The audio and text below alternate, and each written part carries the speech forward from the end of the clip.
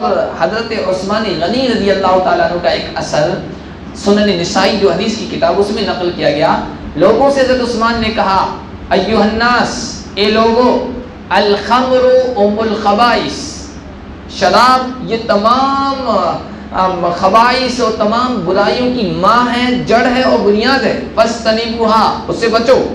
پھر ایک واقعہ سنایا، ظاہر سی بات ہے اللہ کے نبی صلی اللہ علیہ وسلم سے سنا ہوگا انہوں نے، تو کہا کہ تم سے پہلے جو لوگ گزرے ہیں، یعنی جو قومی گزری ہے، ان میں ایک شخص گزرا، بڑا عبادت گزار، بڑا نیک آدمی تھا، خوبصورت آدمی تھا، ایک بدکار عورت کا دل اس پر آ گیا، اس عبادت گزار نیک آدمی پر ایک بدکار عورت کا دل آ گیا۔ اب اس نے اس کو اپنے ساتھ برائی میں مبتلا کرنا چاہا، تو اس نے اپنی باندھی کو بھیجا، یہ کہہ کر بھیجا کہ تم فلاں آدمی کے پاس جاؤ اور اس سے کہو کہ ہماری مالکن کو گواہی کے لیے ایک معاملے میں ضرورت پیش آ گئی ہے، وہ چاہتی ہے کہ آپ اس کے حق میں، اس کے سلسلے میں گواہی دے دیں۔ تو آدمی اچھے جذبے کے ساتھ اس باندھی کے ساتھ چلا آیا۔ اس عورت نے اسے کہہ رکھا تھا کہ جب گھر میں داخل ہو تو پیچھے سے سارے دروازے بند کرتے جانا، دروازے بند کر دیے۔ آگے جب وہ پہنچا تو کیا دیکھتا ہے کہ امرأۃ وضیعہ، ایک خوبصورت عورت ہے جس کے پاس شراب کا مٹکا رکھا ہوا ہے اور اس کے پاس ایک چھوٹا سا بچہ بھی بیٹھا ہوا ہے۔ اور وہاں پہنچا تو اس عورت نے کہا کہ بھائی ہم نے کوئی گواہی کے لیے نہیں بلایا ہے، ہم نے اس لیے بلایا کہ میرے ساتھ بدکاری کرو، میرا دل تم پر آ گیا۔ تو کہا کہ یا تو بدکاری کرو، او تشرب کأسا من الخمر، یا شراب پی لو، او تقتل هذا الغلام، یا اس بچے کو قتل کر دو۔ تینوں گناہ ہیں، تین گناہوں میں سے جس کو چاہو تو پسند کر لو، ایک تو کرنا ہی پڑے گا۔ تو وہ نیک آدمی تھا، اس نے سوچا اپنے گمان میں، اپنے حساب سے کہ جو سب سے ہلکا گناہ ہے میں وہ کر لو، مجبور ہوں کیا کرو۔ اس کو سب سے ہلکا کیا لگا؟ بدکاری نہیں لگی، زناکاری نہیں لگی، بچے کو مارنا نہیں لگا، بلکہ شراب پینا۔ اس نے کہا چلو ایک گلاس دے دو، ایک جام دے دو، میں شراب ہی پی لیتا ہوں۔ اس نے شراب پی لی۔ حضرت عثمان غنی نے کہا شراب پینے کے بعد اس کو مزہ آنے لگا، اس نے کہا ضد اور دو، پھر پیا، پھر تیسرا چٹایا، اس کے بعد نشے میں مست ہو گیا۔ جب نشے میں مست ہو گیا تو اس عورت کے ساتھ بدکاری بھی کر لی اور پھر نشے میں اس بچے کو بھی قتل کر دیا۔ اس لیے حضور نے فرمایا شراب یہ تمام خرابیوں کی جڑ ہے۔ دیکھو شراب پی، وہ سوچ رہا تھا کہ شراب ہلکا ہے سب سے گناہ تینوں میں سے، تو میں اس کو اختیار کر لو، لیکن وہ بدکاری میں بھی مبتلا ہو گیا اور بچے کو بھی قتل کر دیا۔ آج کے درس کا آغاز ہم اللہ کے فضل و کرم سے سورہ بقرہ کی آیت نمبر 217 سے کرتے ہیں۔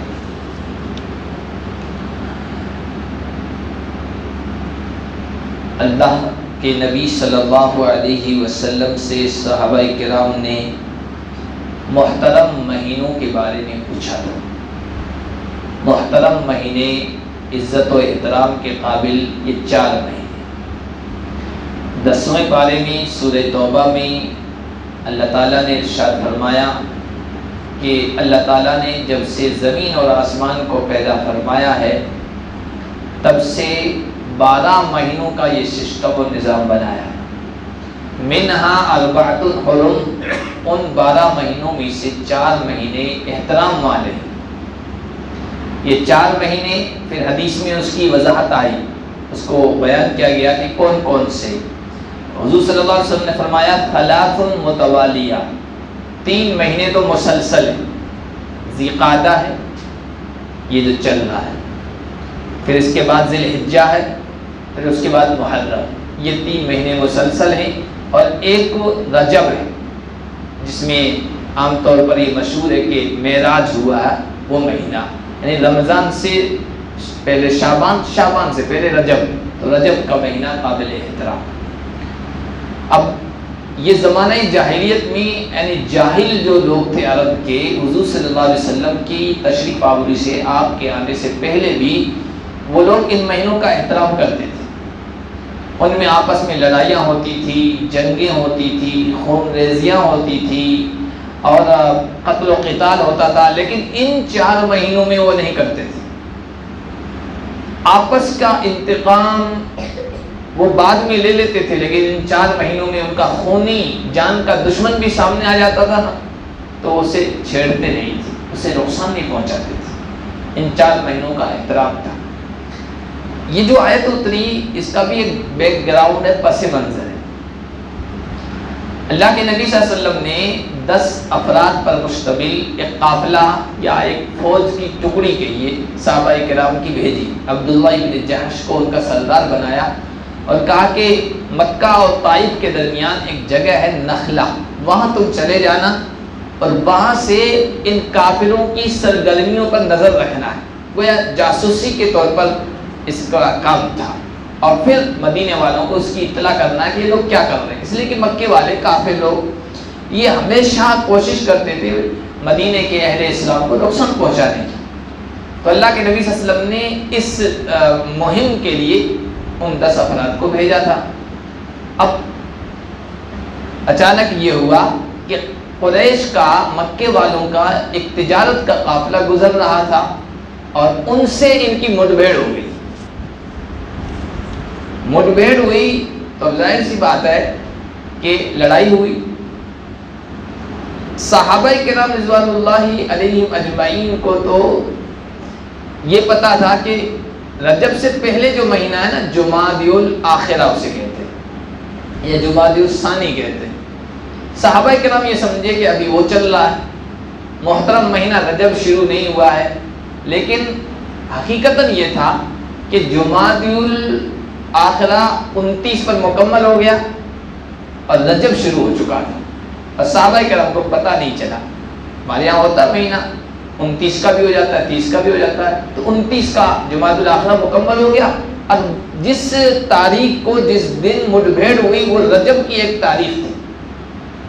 اب یہ غلط فہمی میں ہو گیا، لڑائی ہو گئی، ایک آدمی کافروں کا عمر حضرمی نام کا تھا، وہ مارا گیا، 2 قیدی بنا دیے گئے اور ان کو مدینے لایا گیا۔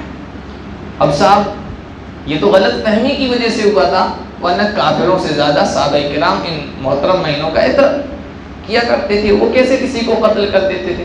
لیکن کافروں کو موقع مل گیا، انہوں نے آسمان سر پر اٹھا لیا۔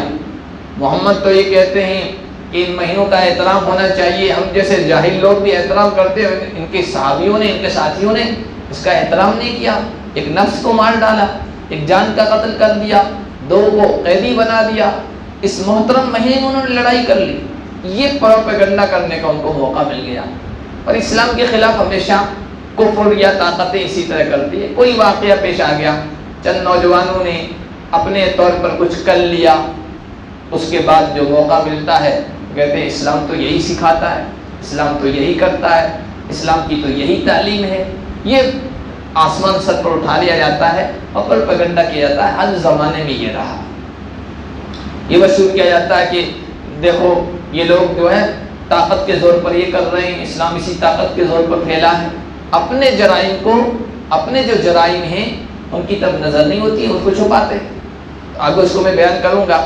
تو جب یہ آسمان سر پر اٹھا لیا نا، تو صحابہ کرام رضوان اللہ علیہم مجمعین نے سوال کیا، رسول اللہ کیا ان محترم مہینوں میں جہاد یا قتال بالکل حرام ہے؟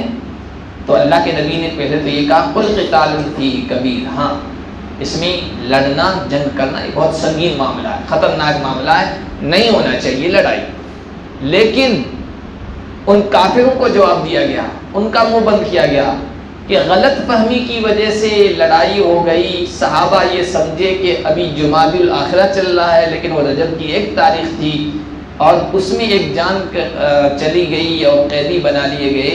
تم اس غلط فہمی کی بنیاد پر ہونے والے واقعے کو اتنا بڑا چڑھا کر پیش کر رہے ہو، اپنے کرتوتوں کو تو دیکھو، تمہارے جو کرتوت ہیں، تمہارے جو کارنامے ہیں، جرائم ہیں، وہ اس گناہ کے مقابلے میں بہت زیادہ آگے بڑھی ہوئی ہے، ان کے مقابلے میں کچھ بھی نہیں ہے۔ صد عن سبیل اللہ، تمہارا ایک جرم تو یہ ہے کہ تم اللہ کے راستے سے لوگوں کو روک رہے ہو، دین اسلام کی طرف لوگوں کو نہیں آنے دیتے ہو، رکاوٹ بن رہے ہو۔ باقاعدہ لوگوں کو کہتے تھے مت جاؤ محمد کے قریب، مت جاؤ اسلام کے قریب، اور پھر پروپیگنڈا کرنا الگ بات۔ دوسرا جرم تھا وَكُفْرٌ بِهِ، خود انکار کر بیٹھے ہو، اسلام قبول نہیں کر رہے ہو، دوسروں کے لیے رکاوٹ بن رہے ہو۔ وَالْمَسْجِدِ الْحَرَامِ، اور اللہ کے محترم گھر سے تم لوگوں کو روکتے ہو. صحابہ کرام کو بیت اللہ میں نماز نہیں پڑھنے دیتے تھے. پھر اخراج اہلہ منہ اکبر عند اللہ، چوتھا جرم یہ ہے تو مکے والوں کو، وہاں کے باشندوں کو نکال دیتے ہو. صحابہ کو مجبور کیا ظلم کر کے، زیادتیاں کر کے. پہلے حبشہ کے ہجرت کا واقعہ پیش آیا، اس کے بعد مدینہ ہجرت کر کے آئے. یہ تمہارے جو جرم ہے نا، اکبر عند اللہ، اس قتل سے زیادہ سنگین ہے. والفتنة اکبر من القتل، اور فتنہ یہ قتل سے بھی بڑھ کر ہے. فتنہ کا مطلب ظلم بھی ہے، فتنہ کا مطلب دین سے پھیرنا بھی ہے، کسی کو دین سے روکنا بھی ہے. تو تم جو کام کر رہے ہو یہ اس قتل سے بھی بڑھ کر سنگین ہے اور خطرناک ہے. اپنے جرائم کی طرف نہیں دیکھتے ہو، ایک واقعہ پیش آ گیا اس کو لے کر بیٹھے ہو اور پروپیگنڈا کر رہے ہو. پھر آگے اللہ تعالیٰ نے کہا وَلَا يَزَالُونَ يُقَاتِلُونَكُمْ حَتَّى يَرُدُّوكُمْ عَنْ دِينِكُمْ إِنِ اسْتَطَاعُوا. کافر لوگوں کا تو یہ ارادہ ہے، یہ عزم ہے کہ یہ برابر تم سے لڑتے رہیں گے. ان کو موقع مل جائے نا تو یہ تو محترم مہینوں کا بالکل لحاظ نہیں کریں گے اور لڑیں گے تم سے اس لیے کہ تم کو اپنے دین سے، دھرم سے پھیر دے، ہٹا دے. اگر ان کے بس میں ہو، ان کا بس چلے نا تو سارے لوگوں کو شرک میں مبتلا کر دیں، کفر میں مبتلا کر دیں. لیکن یہ اللہ ہے اپنی قدرت سے ایمان کو، عقیدہ توحید کو، اسلام کی حقانیت و سچائی کو، محمد الرسول اللہ صلی اللہ علیہ وسلم کی صداقت کو اہل ایمان کے دلوں میں مضبوط جمائے ہوئے ہے کہ اہل اسلام چھوڑ نہیں رہے. ہر زمانے کے کافروں کا، مشرکوں کا، کفریہ طاقتوں کا یہی ارادہ رہا ہے جو اللہ نے مکے کے کافروں کے بارے میں کہا. ان کی تو کوشش یہ ہے کہ تم سے لڑیں اور تم کو دبائیں یہاں تک کہ تم کو دین سے پھیر دیں. آج بھی یہی ہو رہا ہے. یہ گھر واپسی کا جو اعلانات ہوتے ہیں کیا ہے؟ یہ زبردستی اہل ایمان کو کفر اور شرک کی طرف لے جانا ہے. ان کا بس چلے تو سب کو بت پرستی میں اور مورتی پوجا میں اور شرک میں مبتلا کر دیں، لیکن بس نہیں چل رہا. کریں تو کیا کریں؟ تو اللہ تعالیٰ نے کافروں کا مزاج یہ بتایا. اہل کتاب کے سلسلے میں بھی اور دوسری جگہ کافروں مشرکوں کے بارے میں بھی اللہ نے قرآن میں جگہ جگہ کہا وَدَّ كَثِيرٌ مِّنْ أَهْلِ الْكِتَابِ لَوْ يَرُدُّونَكُم مِّن بَعْدِ إِيمَانِكُمْ كُفَّارًا. بہت سارے اہل کتاب یعنی یہودی اور عیسائی، ان کی خواہش ہے، دل کی تمنا اور آرزو یہ ہے کہ تم کو تمہارے دین سے پھیر دیں اور ہٹا دیں. حسدم من عند انفسہم، اندر کی جلن کی وجہ سے ان کی یہ خواہش ہے. اللہ تعالیٰ نے فرمایا وَمَن يَرْتَدِدْ مِنْكُمْ عَنْ دِينِهِ فَيَمُتْ وَهُوَ كَافِرٌ. اور جو کوئی بھی تم میں سے اپنے دین سے پھر جائے گا تو اپنا ہی نقصان کرے گا. کفر کی حالت میں موت آ گئی فَأُولَٰئِكَ حَبِطَتْ أَعْمَالُهُمْ فِي الدُّنْيَا وَالْآخِرَةِ. دنیا میں بھی اس کا کام، اس کے اعمال بیکار گئے اور آخرت میں بھی اس کا نقصان. دنیا کا نقصان یہ کہ اگر ارتداد اختیار کر لیا، یعنی ارتداد کا مطلب دین سے پھر گیا، دین اسلام کو چھوڑ دیا، تو اب رشتہ ختم، نکاح ٹوٹ گیا، نکاح کا جو رشتہ ہے وہ ختم ہو گیا. اگر اس کا والد ہے، اس کا بیٹا ہے، ایسا آدمی جس کا وہ وارث بن سکتا ہے، وراثت میں بھی اس کو حصہ نہیں ملے گا. اور بہت سارے دنیا کے اور بھی نقصانات پیش آتے ہیں. اس کے علاوہ آخرت میں اگر توبہ نہیں کی، واپس نہیں آیا، اسلام کی طرف رجوع نہیں کیا، تو ہمیشہ ہمیشہ کے لیے جہنم ہے. اولئک اصحاب النار ہم فیہا خالدون. یہ جہنم والے ہیں اور اس میں ہمیشہ ہمیشہ رہیں گے. ان الذین آمنوا والذین ہاجروا وجاہدوا فی سبیل اللہ. بے شک جو لوگ ایمان لے آئے، اللہ کی توحید کو اختیار کیا اور جنہوں نے ہجرت کی، اور ہجرت اللہ کے لیے کی. اللہ کے لیے ہجرت، ہجرت کا مطلب ہے اپنا گھر بار سب وطن چھوڑ دینا اللہ کے لیے، دین کے لیے. دین پر چلنے میں آزادی نہیں ہے، دین کی حفاظت نہیں ہو پا رہی ہے، عقیدے کی حفاظت نہیں ہو پا رہی ہے جس علاقے میں، جس جگہ میں، جس وطن میں، جس ملک میں.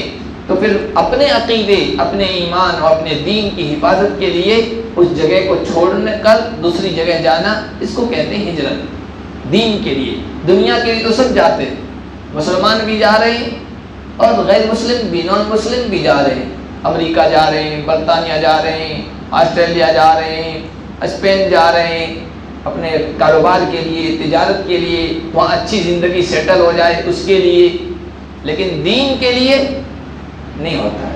غیر مسلم بھی آپ دیکھو، یہودی ہیں، عیسائی ہیں، پارسی اور مجوسی ہیں، ہندو ہیں، سب دوسرے ملکوں میں جا رہے ہیں، اپنا وطن چھوڑ کر جا رہے ہیں، کاروبار کے لیے جا رہے ہیں، دین کے لیے نہیں۔ تو کہا والذین ہاجروا، جو اللہ کے دین کی حفاظت کے لیے اور عقیدہ توحید کی حفاظت کے لیے جنہوں نے گھر چھوڑا، اور جاہدوا فی سبیل اللہ، اللہ کی راہ میں جہاد کیا۔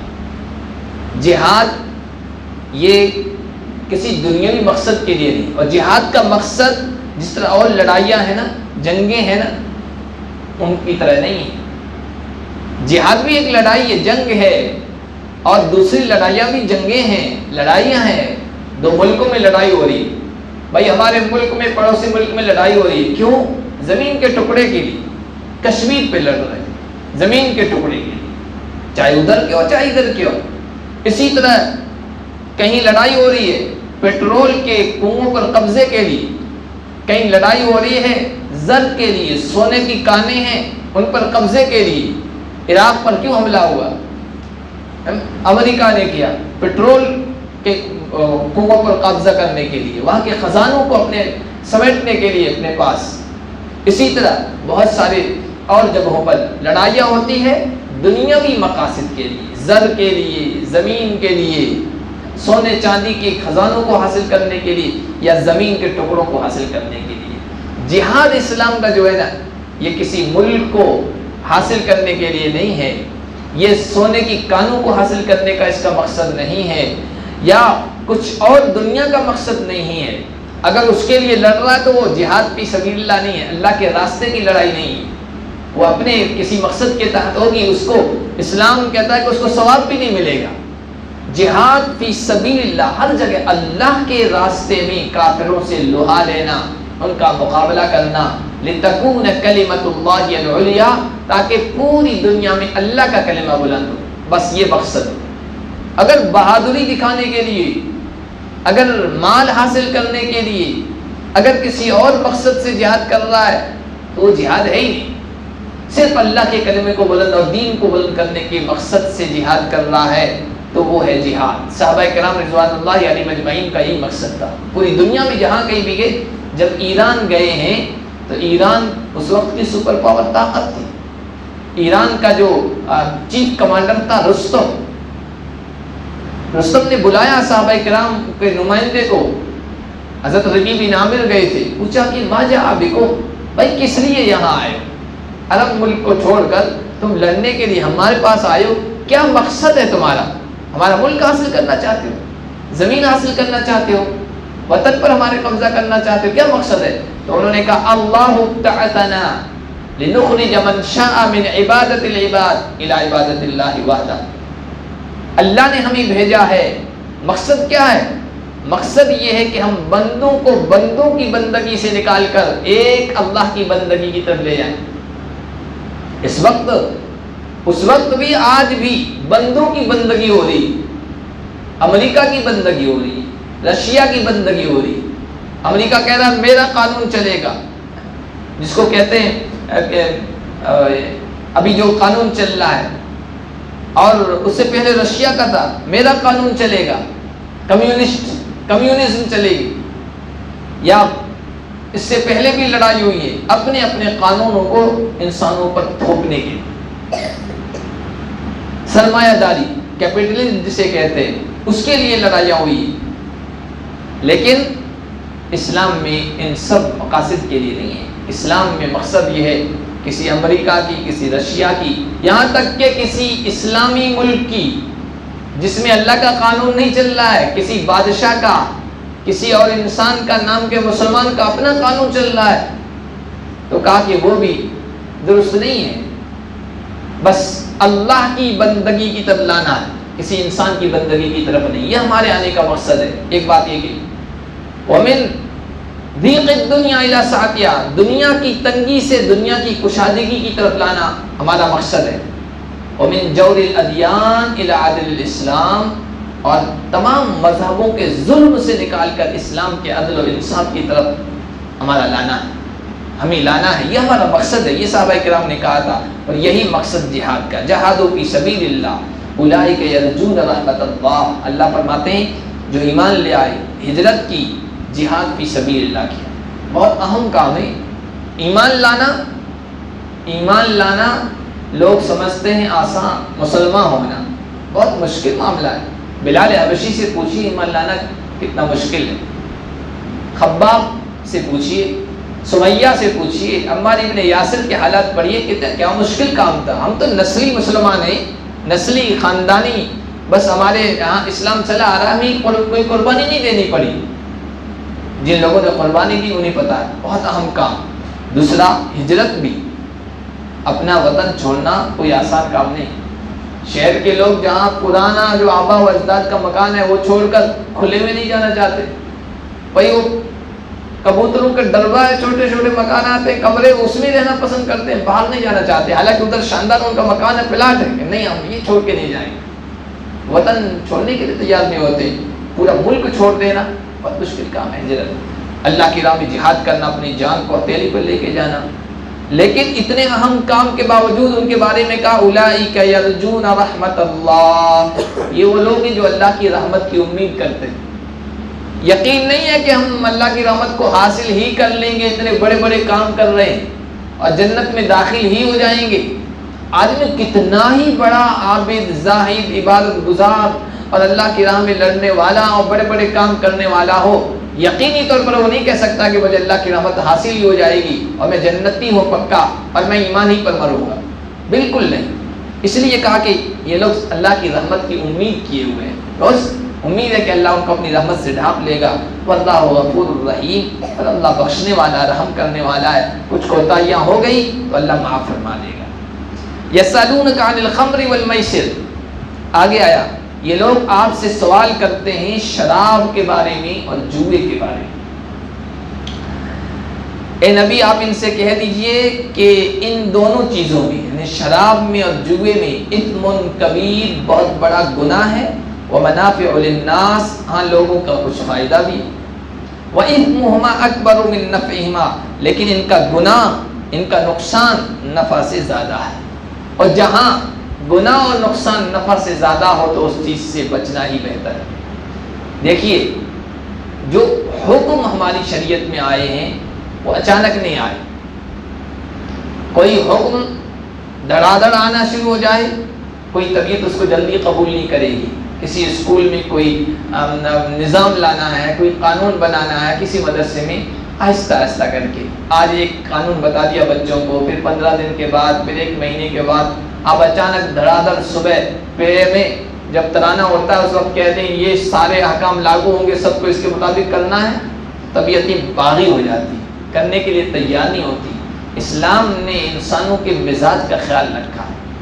عقیدے کے سلسلے میں تو دو ٹوک شروع سے ہی اسلام رہا کہ عقیدے کے سلسلے میں شرک اور کفر کو بالکل پسند نہیں کرنا ہے، بس لا اعبد ما تعبدون، جن کی تم پوجا کرتے ہو ہم ان کی پوجا نہیں کرنے والے، بات بالکل صاف نبی پاک صلی اللہ علیہ وسلم سے مطالبہ کیا تھا تاکہ یہ تو نہیں ہو سکتا ہے، اور مسلمانوں کا ہمیشہ سے یہ رہا یہ تو نہیں ہو سکتا ہے۔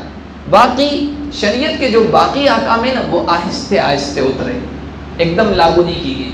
شراب ہی کے سلسلے میں دیکھیے، شراب کو کی حرمت کا جو تذکرہ آیا ہے وہ 4 مرحلوں میں آیا ہے۔ سب سے پہلے 14ویں پارے میں ہم پڑھیں گے، وہاں پر اللہ تعالیٰ نے اپنی کچھ نعمتوں کا تذکرہ کیا ہے کہ دودھ، اس پر غور کرو، ہم تمہیں گوبر کے درمیان سے، خون کے درمیان سے شاندار، مزیدار، لذت والا، سفید، صاف و شفاف دودھ پلاتے ہیں۔ کہاں سے آ رہا ہے؟ گوبر کے درمیان سے آ رہا ہے، لیکن گوبر کی بدبو اس میں ہم شامل نہیں ہونے دیتے۔ خون کے درمیان سے آ رہا ہے، رگوں کے درمیان سے، لیکن خون کی لالی کو بھی ہم دودھ میں شامل نہیں ہونے دیتے ہیں، اس لیے کہ ہمیں پتا ہے کہ ہمارا بندے کا مزاج بہت نفیس ہے، نازک ہے۔ خون کی ذرا سی لالی دودھ میں دکھی یا گوبر کی ذرا سی بدبو دکھی، میرا بندہ قبول نہیں کرے گا دودھ کو۔ لبنا خالصا سائغا للشاربین، وہاں پر پھر آقا اور ہم نے تمہارے لیے پھل پیدا کیے، کھجور کے پھل، انگور کے پھل، من ثمرات النخیل والعناب تتخذون منه سکرا ورزقا حسنا، تم اس میں سے نشے کی چیزیں بناتے ہو اور اچھا رزق بھی، اچار بناتے ہو، مربہ بناتے ہو، چٹنی بناتے ہو۔ شراب کا جہاں تذکرہ آیا نا اس کو اچھا نہیں کہا گیا، دوسری چیزوں کو نعمتوں کے طور پر بیان کیا۔ شراب کا تذکرہ آیا تو کہا تم اس میں سے شراب بھی بناتے ہو۔ تو سمجھنے والوں نے سمجھ لیا تھا کہ بھائی شراب کوئی اچھی چیز نہیں ہے، اس لیے کہ اللہ تعالیٰ نے احسان کے موقع پر اچھے سے اس کا تذکرہ نہیں کیا ہے، تو چھوڑنے والوں نے چھوڑ دیا۔ کیونکہ اس طرح اللہ نے تذکرہ کیا، اس کا مطلب آئندہ اللہ تعالیٰ اس کو منع کر دیں گے، چھوڑنے والوں نے چھوڑ دیا۔ لیکن پھر بھی صاف طور پر حرمت تو نہیں آئی تھی۔ دوسرا مرحلہ آیا، تو دوسرا مرحلہ یہ تھا جس کے سلسلے میں آج ہم پڑھ رہے ہیں۔ پارٹی جمی ہوئی تھی، دوستوں کی پارٹی تھی، ساتھیوں کی، اور اس میں شراب نوشی بھی چلی، شراب پیا، آپس میں باتیں ہونے لگی۔ کچھ نے کہا کہ انصار بہتر ہیں یا مہاجرین بہتر ہیں، حالانکہ دونوں میں اچھے تعلقات تھے، اچھی دوستی تھی۔ تو کچھ دوست کہنے لگے انصار بہتر ہیں، کچھ دوست کہنے لگے کہ نہیں مہاجرین بہتر ہیں۔ اب دوستوں میں آپس کی گپ شپ میں بھی بعض مرتبہ لڑائیاں ہو جاتی ہیں، اس موقع پر بھی لڑائی ہوگی۔ شراب پیے ہوئے تھے، ایک نوجوان نے ایک ہنڈی اٹھائی، حضرت سعد کو مار دی، ان کا زخم آ گیا، گہرا زخم آ گیا۔ تو اس موقع پر بھی لوگوں کے ذہنوں میں آیا کہ دیکھو شراب کی وجہ سے لڑائیاں ہو رہی ہے، شراب تو بالکل حرام ہو جانا چاہیے۔ اللہ کے نبی کے پاس آئے، کہا یا رسول اللہ شراب کے بارے میں آپ کیا کہتے ہیں؟ سوال کیا تو یہ آیتیں اتری، آپ ان سے کہہ دیجئے کہ شراب اور جوا یہ دونوں بڑا گناہ ہے، لوگوں کے لیے اس میں کچھ فائدہ بھی ہے۔ فائدہ کیا ہے شراب کا؟ ایک فائدہ تو یہ ہے کہ جب آدمی شراب پیتا ہے تو بظاہر جسم میں طاقت محسوس ہوتی ہے، جیسے گرمی آ گئی ہو، جوش آ گیا ہو، بظاہر یہ لگتا ہے۔ نشہ چھا جاتا ہے عقل پر، انسان دوسری دنیا میں چلا جاتا ہے، سارے غم بھول جاتا ہے، عارضی طور پر ہی صحیح، چند گھنٹوں کے لیے صحیح، لیکن سارے غم بھول جاتا ہے۔ اس لیے کہتے ہیں پیتا ہوں غم بھلانے کے لیے، وہ یہی ہے مقصد ہے، دوسری دنیا میں چلا جاتا ہے وہ۔ تو یہ ذرا سا تھوڑا سا فائدہ ہے۔ اور اہل عرب یہ کہتے تھے، جو شراب کے رسی آتی وہ کہتے تھے کہ شراب ہم پیتے ہیں تو ہمارے اندر سخاوت آ جاتی ہے، یعنی خوب پھر ہم خرچ کرتے ہیں۔ یہ بظاہر فائدے ہیں، لیکن اس کے نقصان تو بڑھ کر ہے، جسم پر نقصان ہے، بدن پر، صحت پر، عقل پر، معاشرتی اور سماجی نقصانات ہیں۔ جسم پر جو ہے نا شراب اثرات ڈالتا ہے، ہضم کے نظام کو بالکل خراب کر دیتا ہے، گردے خراب ہو جاتے ہیں، السر، کینسر جیسی بیماری کی وجہ شراب بنتا ہے، اور اولاد پر اس کے اثرات پڑتے ہیں، اولاد کمزور پیدا ہوتی ہے، خود شرابی کی آنکھیں ابھر جاتی ہے، اور عقل کام نہیں کرتی، عقل کا بھی نقصان ہے، مال کا بھی نقصان ہے۔ شرابیوں کو دیکھو، سارا مال تباہ برباد کر دیتے ہیں، سارا مال اس پر خرچ کر دیتے ہیں۔ اسی طرح سماجی اس کے نقصانات ہیں کہ اس کی وجہ سے آپس کی لڑائیاں ہوتی، اس کی وجہ سے آپس کے عداوتیں اور دشمنیاں پیدا ہوتی ہیں۔ شرابیوں میں آپس میں لڑائی ہو جاتی ہے، دو دوستیں بیٹھے ہیں ساتھ میں، پی شراب بوتل چڑھائی، اس کے بعد آپس میں لڑنے لگ گئے، پھر دوسرے لوگوں سے بھی لڑائیاں ہو جاتی ہے، پول پول بکتے ہیں، یہاں تک کہ بڑے بڑے گناہوں کا ارتکاب شراب کی وجہ سے کر لیتے ہیں۔ اسی لیے نبی پاک صلی اللہ علیہ وسلم نے کہا الخمر ام الخبائث و اکبر الکبائر، شراب یہ تمام برائیوں کی ماں ہے، جڑ ہے، اور سب سے بڑا سنگین گناہ ہے۔ من شربہا، جو شراب کا عادی بن جائے گا، شراب پیے گا، ترک الصلاۃ، نماز چھوڑ دے گا، ووقع علی امہ وعمتہ وخالتہ، اور شراب پینے کے بعد وہ اپنی ماں کے ساتھ بھی بدکاری کرنے لگ جائے گا، اپنی پھوپھی کے ساتھ بھی اور اپنی خالہ کے ساتھ بھی، کوئی ہوش نہیں رہے گا اسے۔ یہ نبی پاک صلی اللہ علیہ وسلم کا ارشاد ہے۔ اور حضرت عثمان غنی رضی اللہ تعالیٰ عنہ کا ایک اثر سنن نسائی جو حدیث کی کتاب اس میں نقل کیا گیا، لوگوں سے حضرت عثمان نے کہا ایھا الناس، اے لوگو، الخمر ام الخبائث، شراب یہ تمام خبائث اور تمام برائیوں کی ماں ہے، جڑ ہے اور بنیاد ہے، فاجتنبوھا، اس سے بچو۔ پھر ایک واقعہ سنایا، ظاہر سی بات ہے اللہ کے نبی صلی اللہ علیہ وسلم سے سنا ہوگا انہوں نے، تو کہا کہ تم سے پہلے جو لوگ گزرے ہیں، یعنی جو قومی گزری ہے، ان میں ایک شخص گزرا، بڑا عبادت گزار، بڑا نیک آدمی تھا، خوبصورت آدمی تھا۔ ایک بدکار عورت کا دل اس پر آ گیا، اس عبادت گزار نیک آدمی پر ایک بدکار عورت کا دل آ گیا۔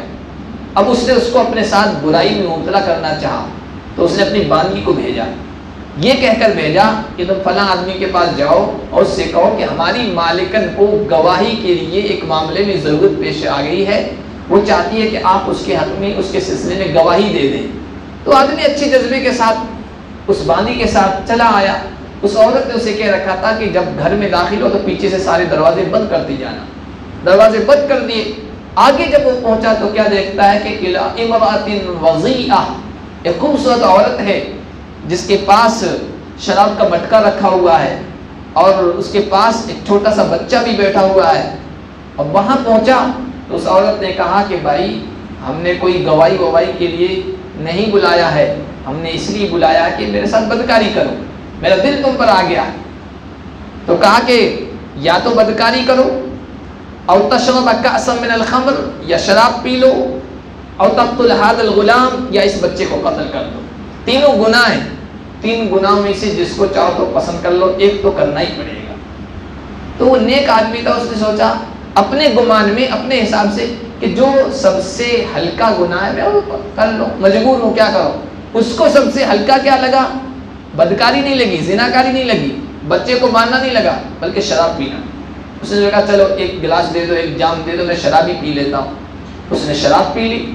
حضرت عثمان غنی نے کہا شراب پینے کے بعد اس کو مزہ آنے لگا، اس نے کہا ضد اور دو، پھر پیا، پھر تیسرا چٹایا، اس کے بعد نشے میں مست ہو گیا۔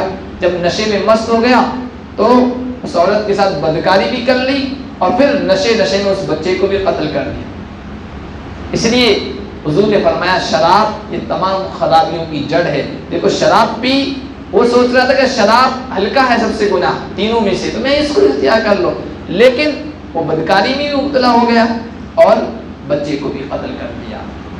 تو اللہ کے نبی صلی اللہ علیہ وسلم نے جو بات بیان فرمائی ہے وہ ایسے نہیں بیان فرمائی، کیونکہ وقت ہو چکا ہے۔ انشاءاللہ اس سلسلے میں کچھ اور بھی باتیں شراب کے سلسلے میں کہنی ہے، انشاءاللہ اگلے درس میں کہیں گے۔ اللہ پاک ہم سب کو قرآن کو سمجھنے کی